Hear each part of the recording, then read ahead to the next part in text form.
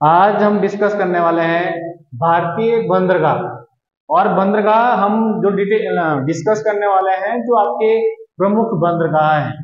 वैसे तो बहुत सारे छोटे छोटे बंदरगाह हैं, छोटे छोटे पोर्ट हैं, कम से कम 500 के आसपास, जिसमें कि महाराष्ट्र में सबसे ज्यादा आपके पोर्ट्स हैं। ठीक है, बट हम कुछ ऐसे इंपॉर्टेंट हैं जो जिसमें सेंट्रल सरकार के अंडर होते हैं, केंद्रीय सरकार के अंडर होते हैं, उस चीज के बारे में हम पढ़ने वाले हैं। तो आप देख पा रहे हैं मैंने मैप के आधार पर आपको अलग अलग चीजें बताए हैं। ठीक है, मैप के आधार पर अलग अलग बंदरगाह हैं उस चीज के बारे में। तो हम क्या डिस्कस करने वाले हैं, भारत के प्रमुख बंदरगाह। प्रमुख बंदरगाह जो कि आपके 13 है। ठीक है, 13 बंदरगाह जो वर्तमान में है। वैसे मैंने पहले बताया कि बंदरगाह तो बहुत ज्यादा है, बट इंपॉर्टेंट चीजें हम डिस्कस करने वाले हैं। हम पश्चिमी घाट से होते हुए आपके साउथ, और साउथ से होते हुए आपका पूर्वी घाट। ठीक है, जितने भी मिलेंगे उस चीज के बारे में, हर एक विशेषताएं के बारे में हम डिस्कस करने वाले हैं, जो आपके लिए बहुत इंपॉर्टेंट चीजें हैं, जो एग्जाम के पॉइंट ऑफ व्यू से बहुत ज्यादा इंपॉर्टेंट है। ठीक है, तो पहले तो बंदरगाह की हम बात करने वाले हैं, वो बंदरगाह की करने वाले हैं कांडला बंदरगाह। पहले तो आपको ये पता होना चाहिए कि कांडला बंदरगाह है कहाँ। आपका जो ये वाला इलाका है वो कांडला बंदरगाह के अंतर्गत आता है, यानी आपका जो गुजरात का कच्छ के खाड़ी वाला इलाका है। ठीक है, वो कच्छ का भी कह सकते हैं, काठियावाड़, कच्छ ऊपर वाले इलाके में है, काठियावाड़ तक खंबात की खाड़ी के साइड। ठीक है, ये कांडला बंदरगाह है। और ये ज्वारीय बंदरगाह है और खुला बंदरगाह है, याद रखना, ये ज्वारीय बंदरगाह है और खुला बंदरगाह है। और यहाँ पर जो आयात और निर्यात किया जाता है, ठीक है, जो आयात और निर्यात किया जाता है वो फ्री है, फ्री टैक्स के अंतर्गत आता है, यानी कि फ्री टैक्स में कोई टैक्स नहीं लगता है। तो ये आपको इस चीज के बारे में बता। बाकी मैंने बताया इसका जो नया नाम है दीनदयाल बंदरगाह। वर्तमान में क्या नाम है इसका, दीनदयाल बंदरगाह। और ये टैक्स फ्री बंदरगाह है, और ये ज्वारीय बंदरगाह है क्योंकि समुद्र के इसमें है ये, तो ज्वारीय बंदरगाह है। इसके अलावा जो यहाँ पर जो व्यापार किया जाता है, वो व्यापार किया जाता है नमक और मेव। जो मेव होता है नमक, आप इतना याद रख लो, इसमें नमक का व्यापार किया जाता है, यानी कि कांडला बंदरगाह से आपका क्या व्यापार किया जाता है, नमक का। ठीक है, तो ये आपको पता होना चाहिए कहां पे है, ये गुजरात में है। इसके अलावा दूसरा जो बंदरगाह है वो है मुंबई बंदरगाह। ठीक है, मुंबई बंदरगाह आपको पता होगा सबसे बड़ा प्राकृतिक बंदरगाह और सबसे व्यस्त बंदरगाह। ठीक है, सबसे व्यस्त बंदरगाह जो है वो कौन सा है आपका, मुंबई बंदरगाह, जो कि कहां पे है, ये है महाराष्ट्र में।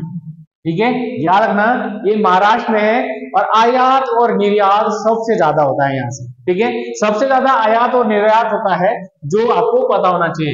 इसके अलावा मैंने बताया कि सबसे व्यस्त बंदरगाह भी है ये, और ये नेचुरल बंदरगाह है, प्राकृतिक बंदरगाह है, जो कि मैंने आपको बताया उस चीज के बारे में। और यहाँ पे पेट्रोलियम का सबसे ज्यादा व्यापार किया जाता है, मतलब पेट्रोलियम का सबसे ज्यादा व्यापार किया जाता है कहां से, मुंबई बंदरगाह से, मुंबई बंदरगाह से। अब ये अत्यधिक व्यस्त होने के कारण, अत्यधिक व्यस्त होने के कारण इसको, इसका दबाव कम करने के लिए एक नया बंदरगाह बनाया गया वहीं पे महाराष्ट्र में, जो है नौहावा शेवा। जो नौहावा शेवा है वो बंदरगाह बनाया गया, जो आपको दिख रहा होगा, यानी कि जो आपको इस चीज। अब इसका जो नया नाम है, इसका भी नया नाम है जवाहरलाल नेहरू बंदरगाह, यानी इसका भी नया नाम है, वो है आपका जवाहर। और ये सबसे बड़ा बोलते कंटेनर बंदरगाह भी है। ठीक है, ये सबसे बड़ा कंटेनर जो बंदरगाह है ये आपको, और यहाँ पे आपको इसमें दिखा होगा, ये सबसे बड़ा कृत्रिम बंदरगाह भी दिख रहा होगा। ठीक है, तो ये आपको इस चीज के बारे में पता होना चाहिए कौन कौन सी चीजें है। तो ये सबसे बड़ा प्राकृतिक बंदरगाह है, और मालवाहक, मैंने कंटेनर बोला आपको, कंटेनर मतलब मालवाहक बंदरगाह। ठीक है, तो ये आपको इस चीज के बारे में पता है। तो ये क्यों बनाया गया है, मुंबई बंदरगाह को क्या करने के लिए, दबाव को कम करने के लिए। ठीक है, तो वो सारी चीजें हैं जो इंपॉर्टेंट चीजें हैं। इसके बाद हम जो बंदरगाह बात करने वाले हैं वो है बदावन बंदरगाह। और ये माना जाता है ये भी वहीं पे है, ठीक है, साउथ महाराष्ट्र में है बदावन बंदरगाह। ये आपको सबसे महंगा बंदरगाह है, तो ये आपको इस चीज के बारे में पता होना चाहिए, बदावन जो बंदरगाह है, ठीक है, तो ये भी महाराष्ट्र में ही है। अगला जो बंदरगाह है वो है आपका मोरमुगांव, ठीक है, मोरमुगांव बंदरगाह, ठीक है, ज्वारी नदी के किनारे है। ज्वारी नदी आपको पता होगा गोवा में है, इसका मतलब ये गोवा में है, ठीक है, इसलिए आपको पता होना चाहिए कहां पे है, गोवा में है, ज्वारी नदी के किनारे, ठीक है। तो ये आपको इंपॉर्टेंट, स्थापना इसकी मैंने आपको बता दी कि स्थापना इसकी 1885 में की गई। और यहां से जो व्यापार किया जाता है वो व्यापार किया जाता है चमड़े का, ठीक है, यानी मोरमुगांव बंदरगाह जो गोवा में है, यहाँ पर चमड़े का व्यापार किया जाता है। तो ये आपको इस चीज के बारे में पता होना चाहिए कौन कौन से हैं। उसके बाद न्यू मंगलोर, ठीक है, न्यू मंगलोर बंदरगाह, ये भी बहुत इंपॉर्टेंट है। इसे कॉफी पोर्ट भी कहा जाता है, यानी कि न्यू जो ये कॉफी पोर्ट भी कहा जाता है, यानी कि ये सबसे गहरा बंदरगाह है। मैंने आपको बता दिया न्यू मंगलोर कर्नाटक में है, ठीक है, और बाकी मैंने आपको वृंदावन बताया महाराष्ट्र में, ठीक है, और मोरगुआ बताया आपका गोवा में, ठीक है। तो ये जो न्यू मंगलोर बंदरगाह है वो कर्नाटक में है, ठीक है, और इसे कॉफी बंदरगाह भी कहा जाता है। बोलते हैं कि यहाँ पर जो व्यापार होता है ये वैसा ही है जैसे ब्राजील में है, ठीक है, वही सही उसके साथ इसकी तुलना की जाती है, ठीक है, मतलब कॉफी का निर्यात किया जाता है, लोग बोलते हैं ब्राजील तक कॉफी जाती है यहाँ की इस बंदरगाह से। तो ये सारी चीजें हैं इसके बारे में। इसके बाद है जी कोचीन, जिसको कोच्चि बंदरगाह भी बोलते हैं। कोच्चि बंदरगाह जो केरल में है, ये आपको पता होना चाहिए, केरल में है। और यहाँ पर इसको अरब सागर की रानी भी कहा जाता है, यानी कोचीन बंदरगाह को ये प्राकृतिक बंदरगाह है और इसकी 1974 में स्थापना की गई है, ठीक है। तो ये कहां पे है आपका, वो केरल में है। अब याद रखना यहां पर जो व्यापार किया जाता है वो मसालों का किया जाता है, ठीक है, मसालों का व्यापार किया जाता है कहां पे, कोचीन में, ठीक है। तो ये आपको इस चीज के बारे में पता होना चाहिए कौन कौन से है।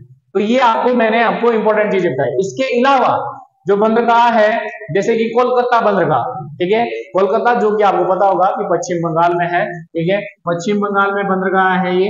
और इसकी जो स्थापना की गई है वो 1874 में की गई है, ठीक है, इसकी जो स्थापना की गई है वो 1874 में की गई है। और नया नाम इसका जो है वो है श्यामा प्रसाद मुखर्जी बंदरगाह, यानी एकमात्र ऐसा बंदरगाह जो कि नदी के ऊपर है, ठीक है, एकमात्र बंदरगाह जो एक नदी के ऊपर है। वो नदी कौन सी है, हुगली नदी, ठीक है, हुगली नदी। और दूसरा जो इसका नाम है, इसी का नाम दूसरा है डायमंड हार्बर, ठीक है, डायमंड हार्बर, जो आपको इस चीज के बारे में पता होना चाहिए कौन कौन सी चीजें, ठीक है। इसके अलावा जो इसके लिए एक अलग से बनाया गया है, यानी कि कोलकाता बंदरगाह को कम करने के लिए, सेम जैसे मुंबई बंदरगाह के इसको कम करने के लिए एक और बनाया गया, आप देख सकते हैं हल्दिया, हल्दिया पोर्ट, ठीक है, हल्दिया पोर्ट बंदरगाह बनाया गया है। इसको कम करने के लिए हल्दिया पोर्ट बंदरगाह बनाया गया है। और ये सेकंड सबसे बड़ा बंदरगाह है, याद रखना, ये मुंबई के बाद सेकंड सबसे बड़ा बंदरगाह है, ठीक है। तो ये आपको इस चीज के बारे में पता है। और जो इसका व्यापार किया जाता है वो भूटान, नेपाल, ये इलाके में, यानी कि इसका जो व्यापार किया जाता है वो कहां पे किया जाता है, भूटान, ठीक है, और आपका नेपाल, ठीक है। यानी कोलकाता बंदरगाह जिसको बाद में हल्दिया बंदरगाह भी बोलते हैं, मतलब नया दूसरा पोर्ट बनाया गया। तो ये भी आपको इस चीज के बारे में पता होना चाहिए। इसके अलावा पारादीप, ठीक है, पारादीप जो आपको बंदरगाह दिख रहा होगा ये वाला, ठीक है, पारादीप बंदरगाह जो आपका उड़ीसा में है, ठीक है, उड़ीसा में है और भारत का सबसे अमीर बंदरगाह माना जाता है, ठीक है, सबसे अमीर। और 1966 में इसकी स्थापना की गई है। तो ये भी आपके गहरा भी है और आपका अमीर भी माना जाता है बंदरगाह, सबसे गहरा और अमीर बंदरगाह, ठीक है। तो ये सबसे इंपॉर्टेंट चीज है। और याद रखना ये पूरे भारत देश का सबसे गहरा बंदरगाह है, पूरे भारत देश का सबसे गहरा बंदरगाह है। तो ये आपको चीज के बारे में पता होना चाहिए। इसके अलावा विशाखापट्टनम, ठीक है, विशाखापट्टनम, ठीक है, विशाखापट्टनम जो मैंने आप बताया, ये भी आपके प्राकृतिक बंदरगाह है और जो आपको पता होगा ये आंध्र प्रदेश में है, ठीक है, ये आंध्र प्रदेश में है और ये उड़ीसा में है, ठीक है, बाकी तो मैंने आपको बता ही दिया, ठीक है। तो ये आपका उड़ीसा में होगा, ठीक है, और ये आपका आंध्र प्रदेश में होगा, ठीक है, आंध्र प्रदेश में होगा। और इसकी जो स्थापना की गई 1931 और सर्वश्रेष्ठ दक्षिण भारत का भी कह सकते हो प्राकृतिक बंदरगाह है, ठीक है। इसके अलावा चेन्नई बंदरगाह, चेन्नई बंदरगाह जो सबसे पुराना है और ये आपका तमिलनाडु में है, ठीक है, ये तमिलनाडु में है, मैंने यहां लिखा है बट मैं बता रहा हूं, ये तमिलनाडु में है चेन्नई बंदरगाह और सबसे पुराना बंदरगाह है, ठीक है, सबसे पुराना बंदरगाह है। तो ये भी आपको थोड़ा बहुत पता होना चाहिए कि कौन कौन से बंदरगाह का है। इसके अलावा तमिलनाडु में 2 और बंदरगाह है, जैसे एनोर, ठीक है, यहां में लिखा है, ठीक है, एनोर बंदरगाह भी तमिलनाडु में है, ठीक है, ये भी तमिलनाडु में होगा, ठीक है। और इसका नया नाम है कामराजार, ठीक है, कामराजार बंदरगाह।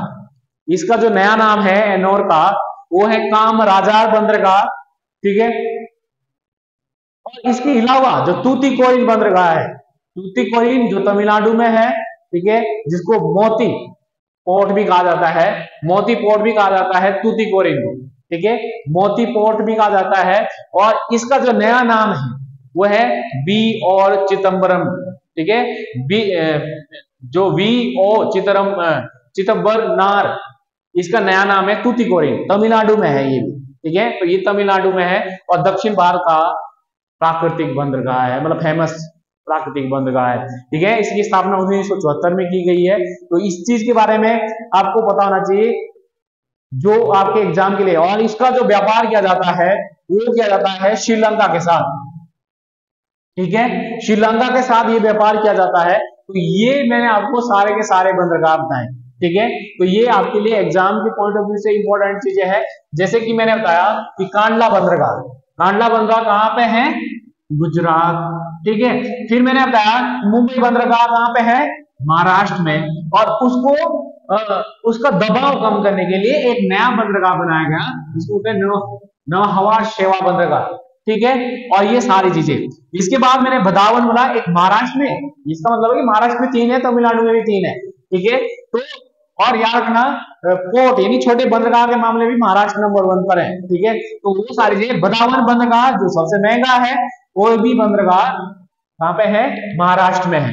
इसके अलावा मोरमुगांव बंदरगाह जो कि गोवा में है, वो ये आपको पता होना चाहिए, इसके नीचे है।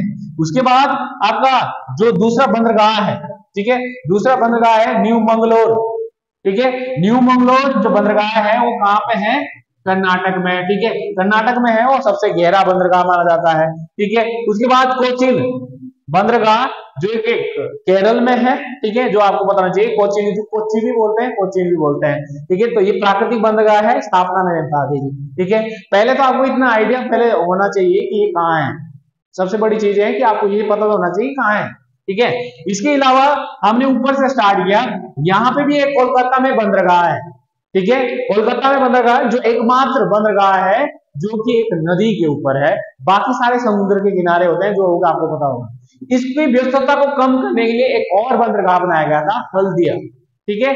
इसके बाद हमने डिस्कस किया क्या कि इसके बाद जो बंदरगाह है उड़ीसा में, उड़ीसा में पारादीप बंदरगाह जो कि माना जाता है कि सबसे पूरे भारत का गहरा है और उड़ीसा में है, ठीक है।